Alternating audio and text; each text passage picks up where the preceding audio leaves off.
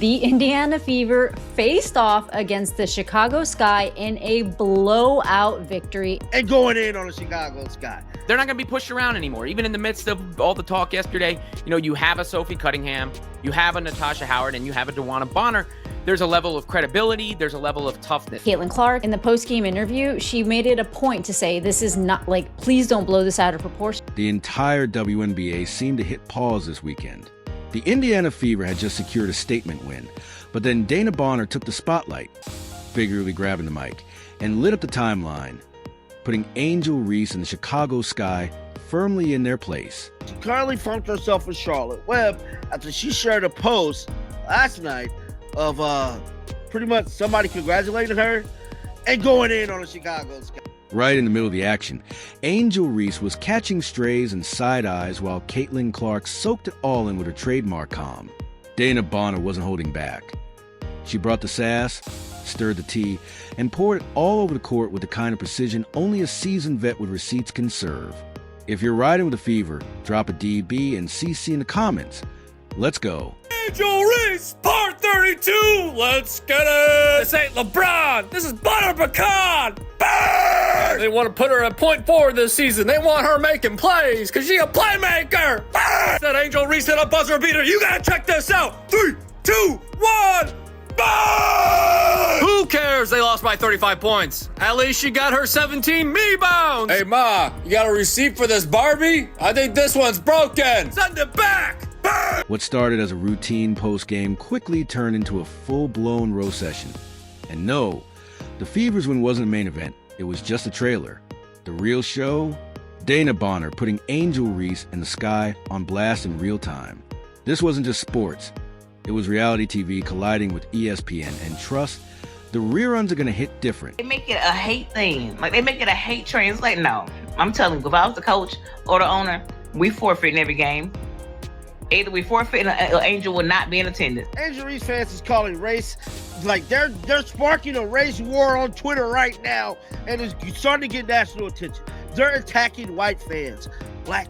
From the opening whistle, the energy in the building was electric.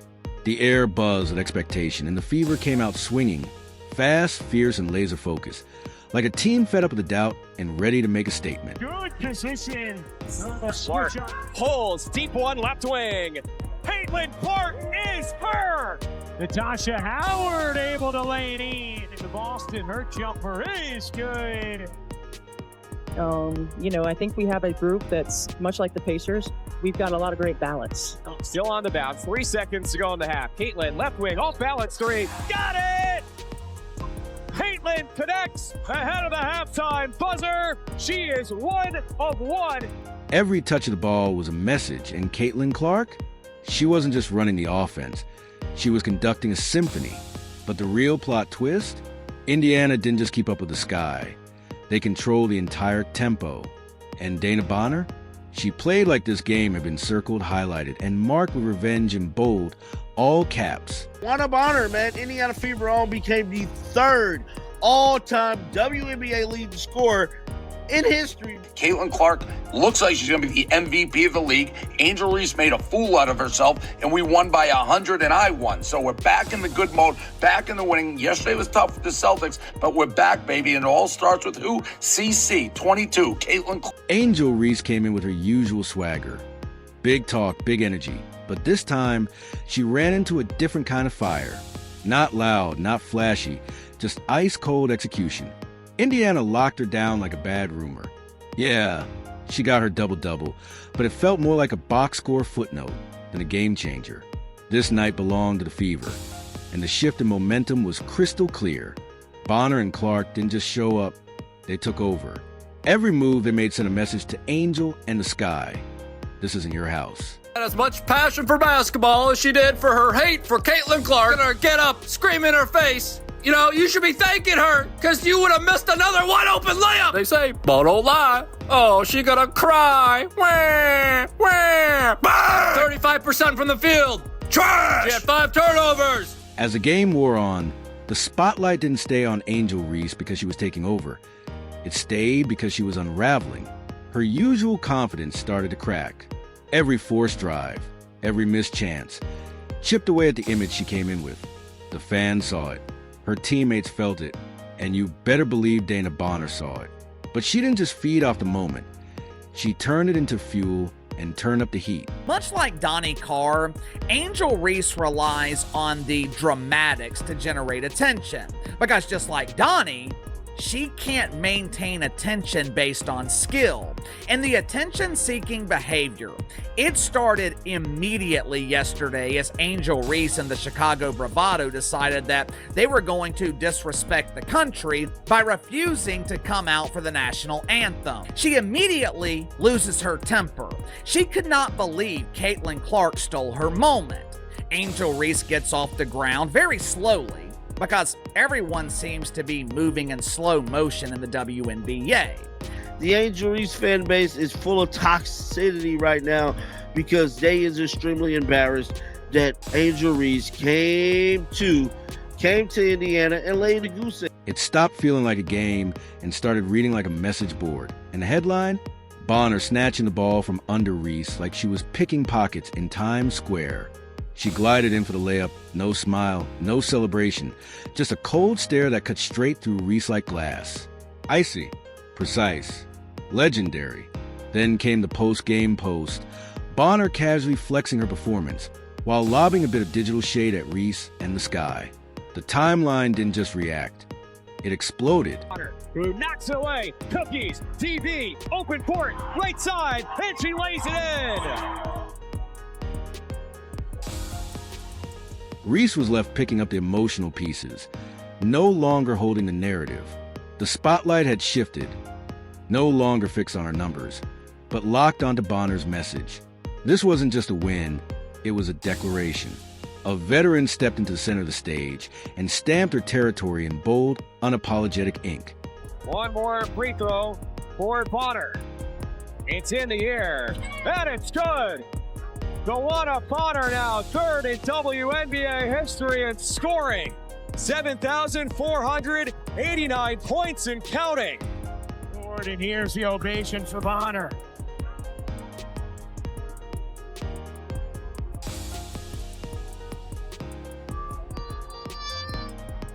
Reese strutted into the arena like she owned the storyline. But from the opening minutes, it was clear she'd walked into a pressure cooker. Every touch came with bodies.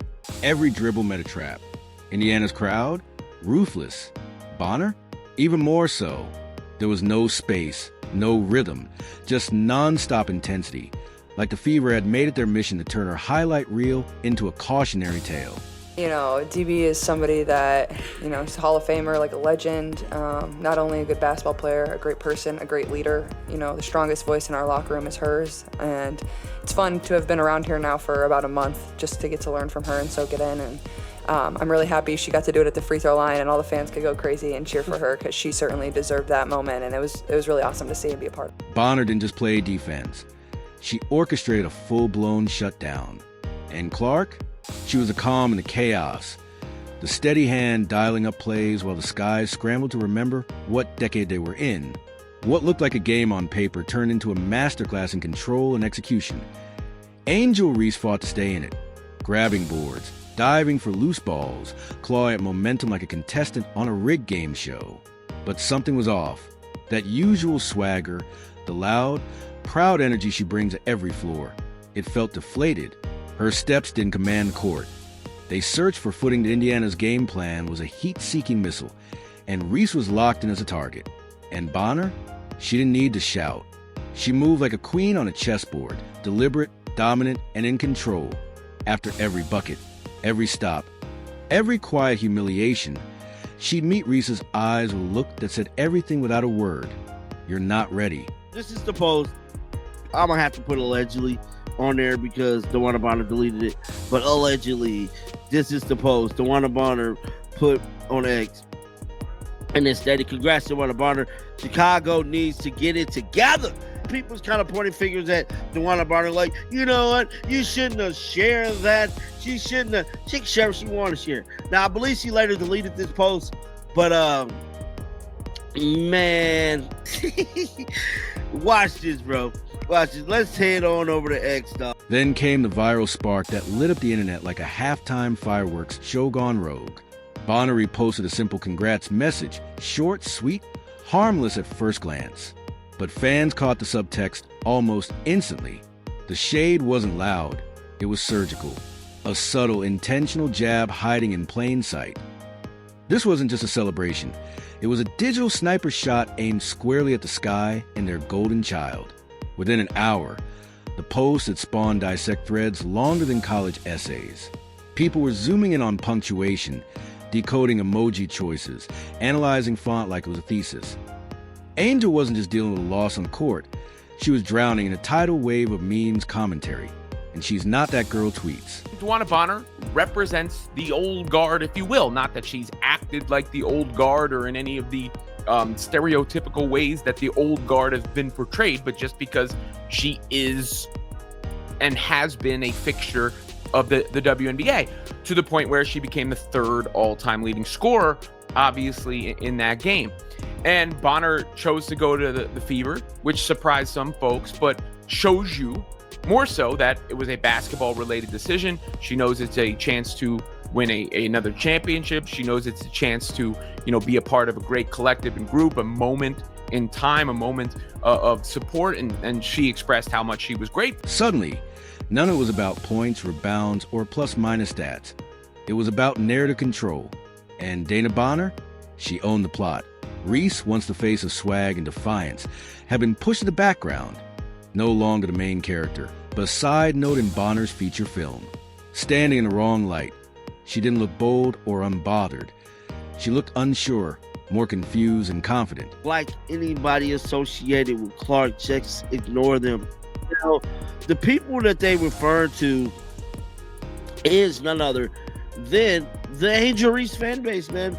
The Angel Reese fan base is full of toxicity right now because they is extremely embarrassed that Angel Reese came to Indiana and laid a goose egg. Now, granted, she did get a double-double, but a goose egg is a goose egg. And I'm telling you right now, she laid the biggest goose egg on national television. Meanwhile, at the eye of the storm, doing absolutely nothing to stir it, was Caitlin Clark. No antics, no side eyes, no fake tough guy energy. Just pure surgical basketball. She ran the floor like a general, calling out screens, firing off pinpoint passes, and dropping logo threes like she was printing receipts. While Reese floundered in emotional quicksand, Clark was out there writing poetry in motion. Her game wasn't loud. It was lethal. The way she reads the floor, sees plays before they happen, that's not luck. That's legacy in the making. Regular season is here, and we have no more time for flirting, folks. We have no more time. It's time to get serious about our business. And Caitlin Clark handled her business game 1. 20, 10, and 10. 20, 10, and 10. Caitlin Clark and the Indiana Fever, what did the kids say? Belt to ass. Oh yeah. La cucaracha, la cucaracha. Indiana Fever destroy, obliterate, run out of the gym the Chicago Sky. 93-58. And then, boom, history. Caitlin Clark did what no one else had ever done. The first triple-double in a WNBA season opener, 20 points. 10 boards, 10 assists, and no chest thumping. No look-at-me gestures. Just cold-blooded numbers, delivered with CEO-level composure. The crowd didn't just cheer, they roared, and Bonner, who had been putting on a vintage clinic of her own, gracefully stepped back and let the sophomore superstar shine. No ego, just mutual respect. That's called respect in the moment. Indiana Fever just played their first game against the Chicago Sky, and folks, it was not close. It was not close. I remember my timeline being flooded with people saying it was going to be a good dogfight. It was going to be a close game. It was going to come down to the wire. It was going to be a great one. No, it wasn't. It was a 40-point blowout. And it was a great game on one side. On the other side, it was a little questionable. It was a little questionable. But we got to see Caitlin Clark in full force. We got to see the new and improved Caitlin Clark. I can't wait to break down the film in this video for you guys, man. She looked amazing. She had a triple-double, a 20-point triple-double. She shot it nearly 50% from the field. She shot it 50% from the three, y'all. She had 4 blocks. The defense was there. The defense was there. The playmaking was there. The rebounding was there. Everything was there. She looked like the best player in the W. But the part that made headlines wasn't just a stat line. It was what Caitlin did, or more importantly, didn't do. Late in the game, Angel Reese hit the floor after a hard foul from Clark and came up fired up, ready to shift the vibe, maybe even spark a round 2. You could practically see the steam rising, but Clark, she didn't flinch, didn't engage, didn't feed the drama. She just turned, walked away, and gave the moment exactly what it deserved. Nothing, that's silence. That was dominance. Angel Reese gets up, Aaliyah Boston shoves her, gives her a little stiffy. Hey, don't come at Caitlin. But look at her, Angel Reese upset. Oh my gosh. Hey man, this was hilarious. Look, Angel Reese was pissed. Look at her, she was still going out there a little bit. Look, took the jersey out. Well, what's going on? She knew exactly what had just happened. Knew the sky had been dissected. Knew ESPN was already queuing up the highlight reels and the hot takes. But she stayed quiet. Why? Because when you got the scoreboard and the stat line, you don't need to shout it in a league where every post-play scowl and sideline pout goes viral. Sometimes the most savage move you can make is doing absolutely nothing. I thought Angel Reese and Caitlin Clark were cool. But I don't know, man. The way Angel got up, she was like, Look at her. Ooh. I mean, she was getting after it, fam. Oh my goodness. Now, the funny thing was Caitlin Clark sniffing, walking away. Hold on, let me see if I can get a good angle. Oh yeah, look. watch Caitlin Clark's face right here. Watch this. And let's not forget, Dana Bonner made history too. She reminded the league she's still elite. Not here for mentorship cameos or token vet minutes. She didn't just hoop. She sent a message. Clark made headlines. Bonner made a point. Reese, she walked away with a wake-up call, wrapped in a loss and delivered by 2 women who had nothing to prove and still did.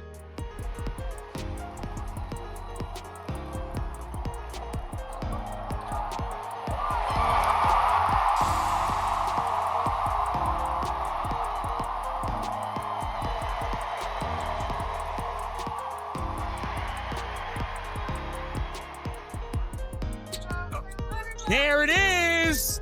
A triple. This wasn't just a game. It was a layered, cinematic takedown. A clash of generations. Composure versus chaos. And if tonight proved anything, it's that the new era of the WNBA isn't on the way. It's already here, and it brought fireworks. If you're a ride with a fever, drop a DB and CC in the comments below. Don't forget to like, subscribe, and hit that notification bell so you never miss a moment. Click the video on your screen, and we'll see you in the next